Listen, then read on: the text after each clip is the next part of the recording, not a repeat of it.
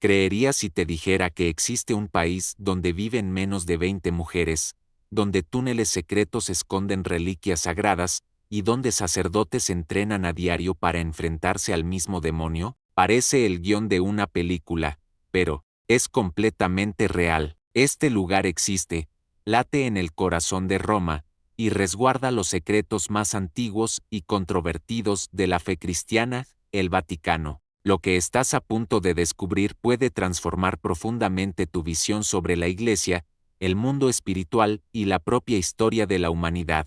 Prepárate para adentrarte en pasadizos ocultos, leyendas sepultadas y verdades que pocos se atreven a cuestionar. Dale like, comenta o comparte si este viaje ya tocó tu corazón. Lo que pocos imaginan es que, bajo la imponente Basílica de San Pedro, reposa un secreto milenario capaz de cambiar la comprensión de la fe cristiana. Oculta a casi 3 metros de profundidad, arqueólogos hallaron una estructura funeraria olvidada por el tiempo, marcada con una inscripción griega que dice: Petruseni, Pedro está aquí. Pero ese fue solo el comienzo. El descubrimiento fue conducido por Margherita Guarducci, una experta en epigrafía, que tras años de investigación reveló lo que muchos ya sospechaban: los restos del apóstol Pedro estaban enterrados justo debajo del altar donde miles de fieles se arrodillan cada día. Esta revelación no solo confirmó las palabras de Cristo: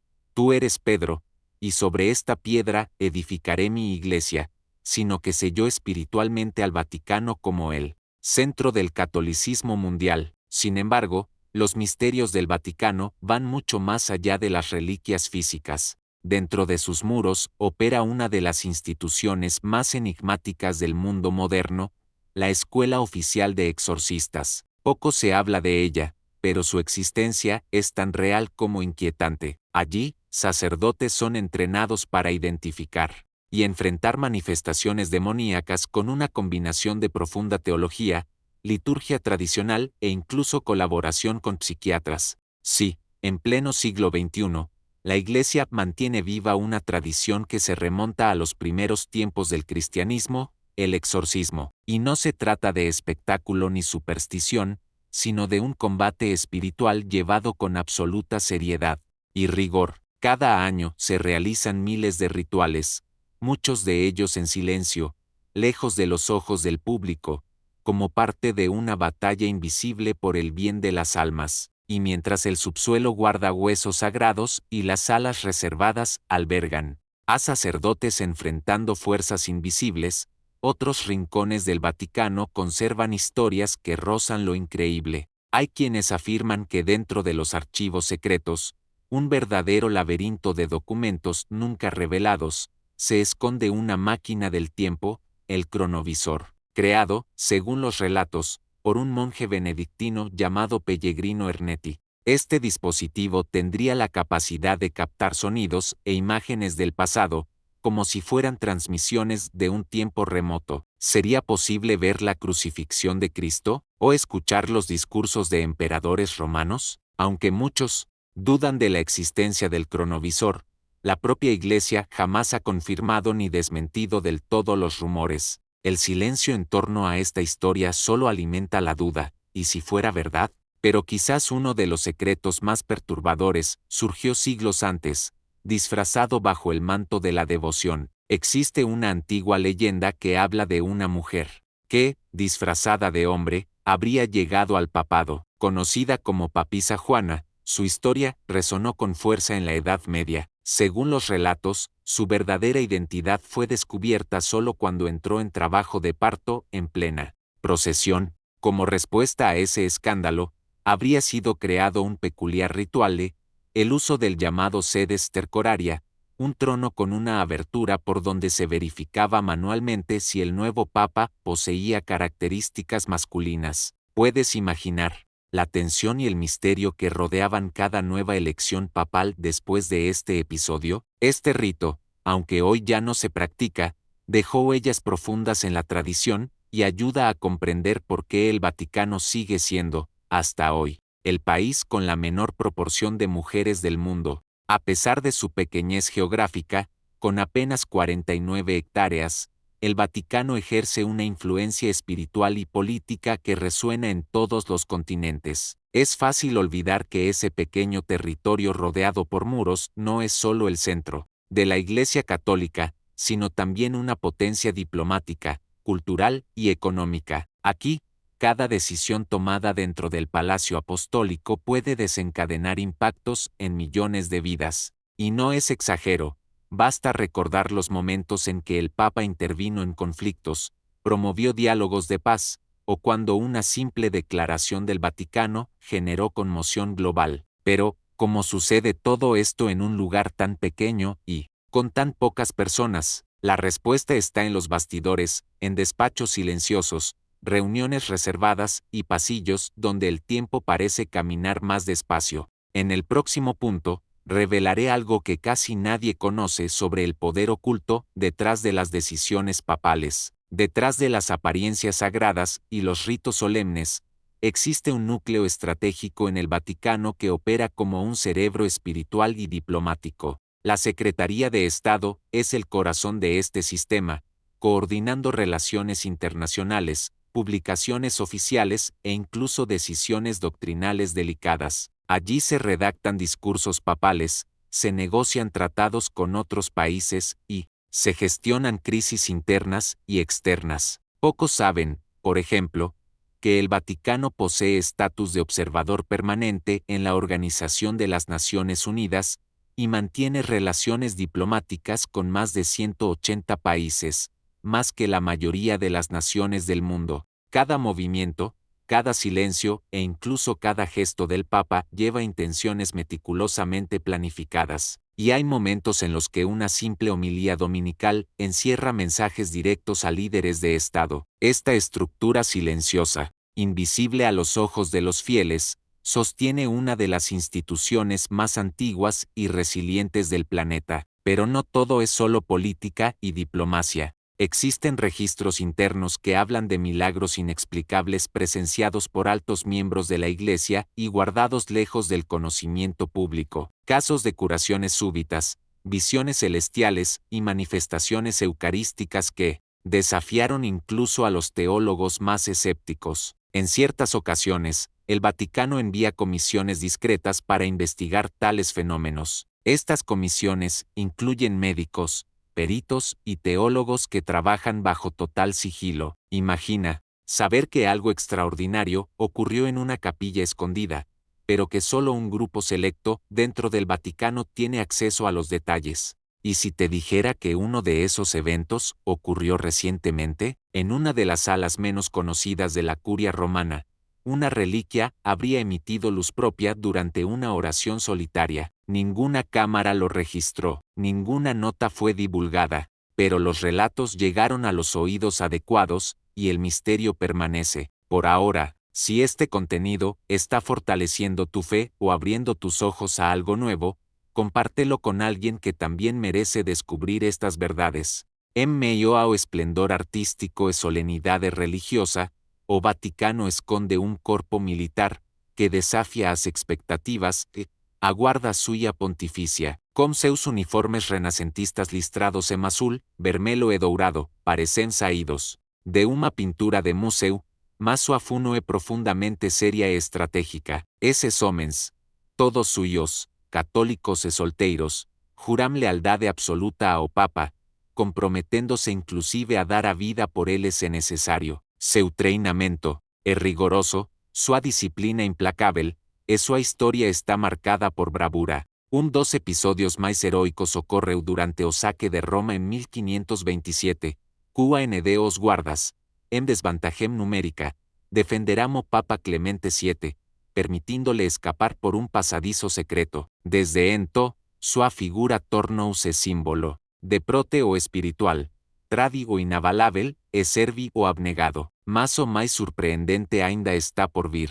Poucos conhecem a existência de uma passagem elevada e secreta, que conecta diretamente a residencia papal ao Castelo de Sant'Angelo. Ese corredor, conhecido como Passetto di Borgo, foi projetado como rota de emergência para que o Papa pudesse fugir en momentos de perigo extremo. Seu uso mais famoso ocorreu precisamente no ano de 1527, QANDO Clemente VII consiguió escapar das tropas invasoras, gracias a esa pasajem, escoltado pelos últimos guardas sobreviventes. O Paceto NO representa apenas una vía de fuga física, mas también simbólica, una conexo entre o poder espiritual e a necesidade de proteo humana. Embora hoje seu acceso seja altamente restrito, algunos trechos pueden ser vistos de roas próximas, alimentando a imagina o dos que sonam descobrir QA y ese segredo se escondem entre seus muros silenciosos. En o próximo trecho,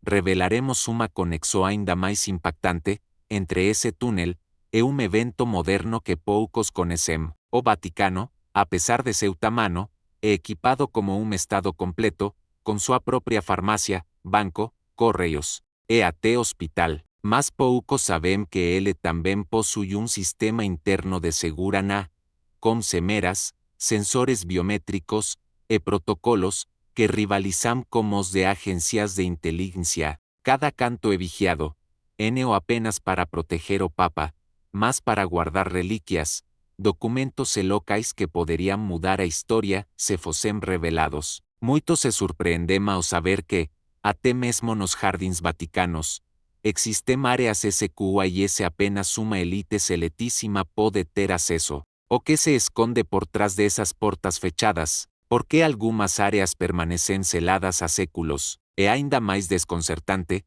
é o que aconteceu como uma semara secreta descoberta por acidente durante obras de restauro. Durante a restauro de uma antiga do Palácio Apostólico, trabalhadores se depararán con uma sala que no constaba nos mapas, fechada como un muro de tijolos e selada a séculos.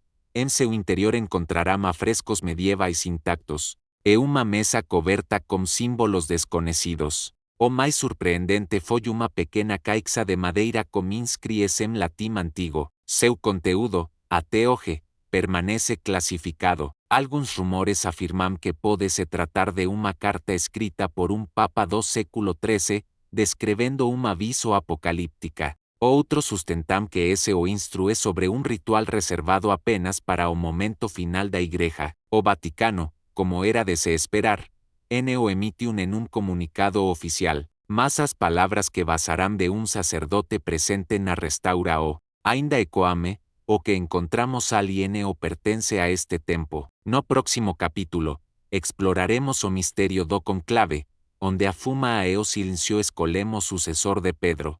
En un mundo donde el poder se decide en urnas electrónicas y disputas públicas, existe un lugar donde la decisión más esperada de toda la cristiandad ocurre en el más absoluto silencio, sin teléfonos, sin reporteros, sin transmisión en vivo, solo oración, introspección y votos secretos. Este es el cónclave, el momento sagrado en el que los cardenales de la Iglesia Católica se reúnen para elegir al nuevo Papa, pero lo que pocos saben es que esta ceremonia tiene un origen dramático, marcado por crisis, aislamiento forzado, y decisiones que moldearon el curso de la historia. El cónclave no es solo un evento eclesiástico, es una inmersión en el alma de la Iglesia, un llamado a escuchar a Dios, donde se invoca al Espíritu Santo para guiar cada elección.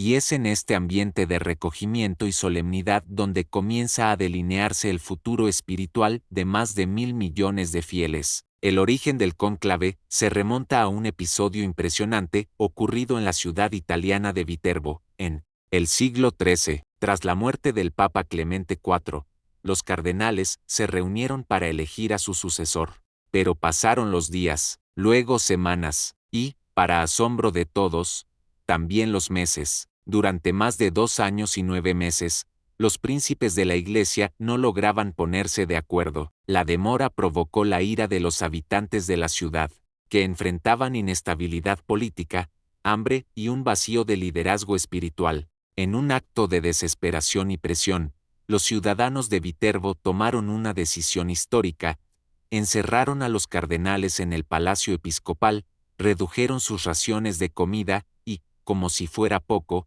retiraron el techo del edificio. Bajo el sol abrasador, las lluvias inesperadas y el frío de las noches italianas, los cardenales, aislados del mundo, se vieron obligados a elegir a un papa. Así nació el término conclave, del latín cum clave, que significa con llave, y con él, una nueva era de decisiones espirituales marcadas por sacrificio, oración y absoluto silencio. Pero ¿qué sucede dentro de un cónclave moderno? Tan pronto como el Papa muere o renuncia, todos los cardenales menores de 80 años son convocados a Roma, reunidos en la Capilla Sixtina, participan de una ceremonia marcada por ritos milenarios. Antes de cualquier votación, se pronuncia un juramento de absoluto secreto, y todos los medios de comunicación son bloqueados. No se permite contacto con el mundo exterior.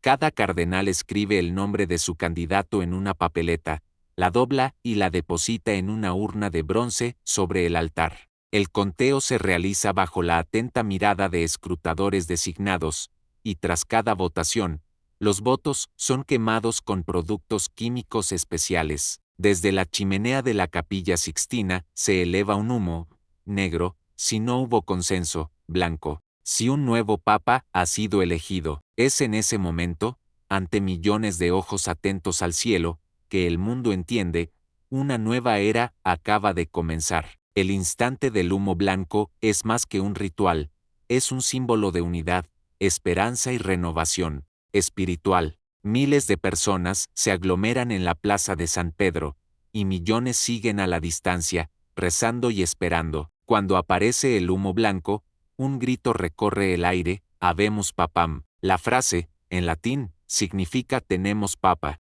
y marca el momento en que un nuevo líder espiritual asume la misión de guiar a la Iglesia Católica. Entonces, aparece en el balcón central de la Basílica de San Pedro. El nuevo papa, vestido de blanco, saluda por primera vez al mundo, muchas veces con la voz entrecortada y los ojos llenos de lágrimas. Su primera bendición, Urbi et Orbi, es concedida no solo a la ciudad de Roma, sino a toda la humanidad. Es imposible no emocionarse. En ese instante, millones de fieles sienten que Dios ha hablado, que el cielo respondió, que la Iglesia ha renacido una vez más, como tantas veces a lo largo de la historia. Decir sí al papado es aceptar una cruz invisible, que pesa sobre los hombros con una intensidad que solo quienes la llevan pueden comprender. Es renunciar a la propia vida, a la libertad, a la intimidad, en nombre de algo mayor. El Papa no gobierna como un rey, sirve como pastor. Su voz resuena entre naciones, pero su alma reposa en el altar de la simplicidad y el sacrificio. Vive para orar, para guiar, para sufrir con los que sufren. Cada día es una entrega, cada gesto, una responsabilidad eterna, porque al final, ser papa es menos sobre poder y más sobre amor.